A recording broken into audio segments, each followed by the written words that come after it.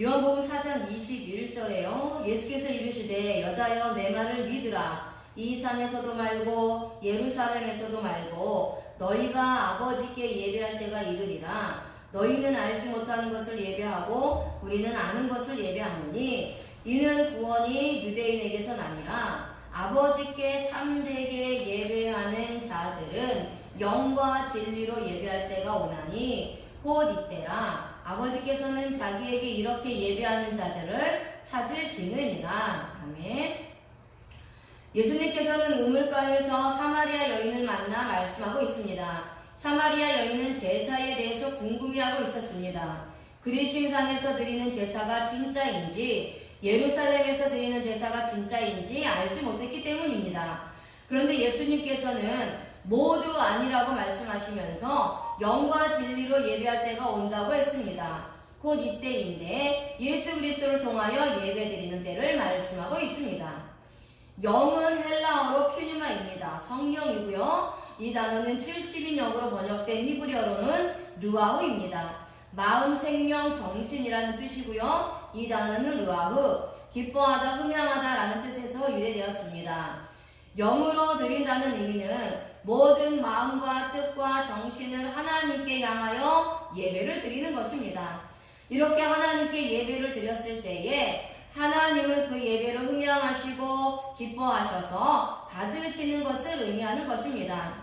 진리는 헬라어로 알레데이아, 진리입니다. 히브리어로는 에메트, 바름, 충성됨, 성실함이라는 뜻입니다. 이 단어는 아만에서 유래했으며 경고하다, 믿다, 확신하다, 신뢰하다 라는 뜻에서 유래되었습니다. 진리는 예수 그리스도를 말씀하고 있습니다. 구약의 제사는 신약의 예수 그리스도를 예표하고 있습니다. 예수 그리스도를 확실하게 믿고 그 믿음이 어떠한 환경의 상황에서도 흔들리지 않고 견고하여 하나님과의 신뢰가 형성되어 주님께 충성된 자로 성실하게 하나님을 섬기고 예배를 드리는 것을 말씀하고 있습니다. 예수님께서는 영과 진리로 예배를 드릴 때가 온다고 말씀하고 있습니다. 현재 우리가 예배를 드린다는 것은 살아계신 성령의 은혜를 받고 온전하게 진리 되시는 예수 그리스도의 십자가 보혈을 의지하고 구원의 확신을 얻어 성실하게 예배를 드리는 것입니다. 하나님과 확실한 신뢰의 관계가 형성된 자만이 온전한 예배를 하나님께 드릴 수 있습니다. 구약의 제사는 신약의 예배로 방법이 바뀌었습니다.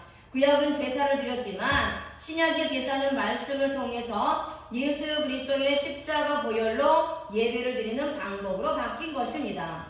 구약의 제사는 십자가에서 예수님이 죽으심으로 종결되었습니다. 더 이상 동물의 피로 하나님께 나올 필요가 없게 된 것입니다. 히브리서 10장 1절에 율법은 장차 올 좋은 일의 그림자일 뿐이요 참 형상이 아니므로 해마다 늘 드리는 같은 제사로는 나아오는 자들을 언제나 온전하게 할 수 없느니라. 아멘. 구약의 제사는 십자가 제사의 모형입니다. 구약에서 드리는 동물들은 십자가에 달릴 예수님의 모형입니다. 율법은 장차 올 좋은 일의 그림자일 뿐이지 참 모형이 아닙니다. 구약에서 동물의 제사를 아무리 열심히 드려도 영원한 속죄를 받기에는 부족합니다. 나의 영원한 속죄를 위해서는 예수 그리스도의 십자가 보혈이 있어야 가능합니다. 구약의 제사를 통해 성도의 구원과 삶에 대해서 깨달을 수 있습니다. 동물의 죽는 모습을 통해 구원받은 백성들이 어떻게 예배를 드려야 하는지를 알게 됩니다. 구약의 제사가 동물의 죽음이라면 신약의 제사는 하나님 아들의 죽음입니다. 제사의 공통점은 반드시 죽음이라는 대가가 필요하다는 것입니다. 죽음이 없으면 속죄가 없기 때문입니다. 피 흘림이 없으면 죄사함이 없기 때문입니다. 구약에서는 죄인을 위해 대신 소, 양, 염소, 비둘기가 죽었습니다. 그러나 신약에서는 죄인을 위해 십자가에서 예수님이 직접 달려 죽으셨습니다. 예수님이 직접 제물이 되셔서 죽으셨습니다. 그러므로 속죄가 이루어졌습니다. 나도 예배 드릴 때 내 자신이 죄물이 되어 죽는 것입니다. 내가 죽어야 속죄가 이루어진 것으로 하나님이 나의 예배를 받으십니다. 내가 여전히 살아서 돌아다닌다면 속죄가 이루어진 것이 아닙니다. 그러한 예배는 하나님이 받지 않으십니다. 히브리서 10장 4절에서 5절 말씀에 이는 황소와 염소의 피가 능히 죄를 없이 하지 못함이라. 그러므로 주께서 세상에 임하실 때에 이르시되 하나님이 제사와 예물을 원하지 아니하시고 오직 나를 위하여 한 몸을 예비하셨도다. 아멘.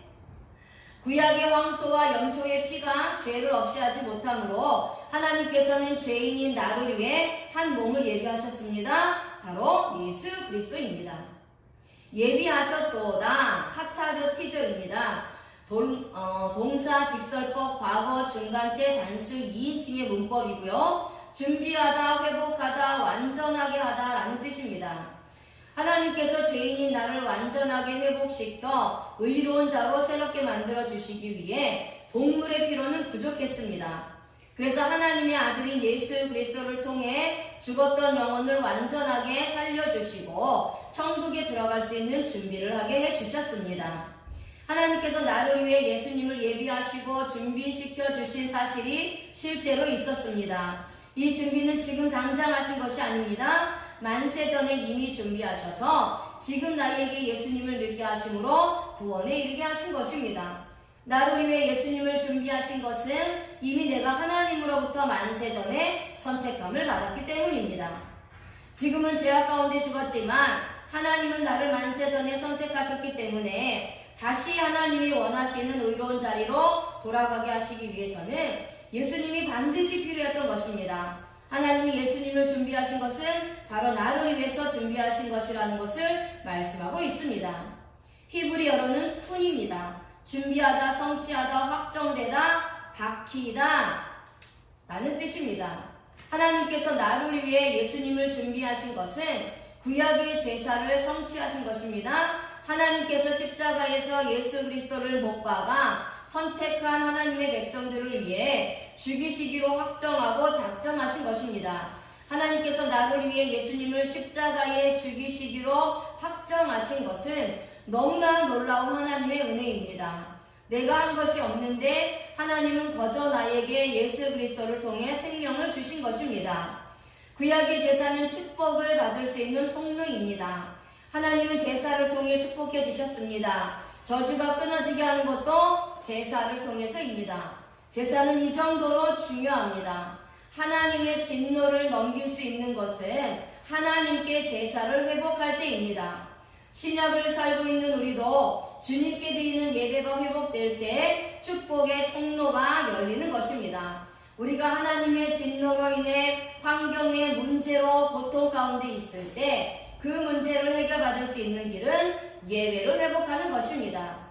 예배의 자리로 돌아와 하나님께 예배를 드리는 것입니다. 이것이 곧 회개입니다.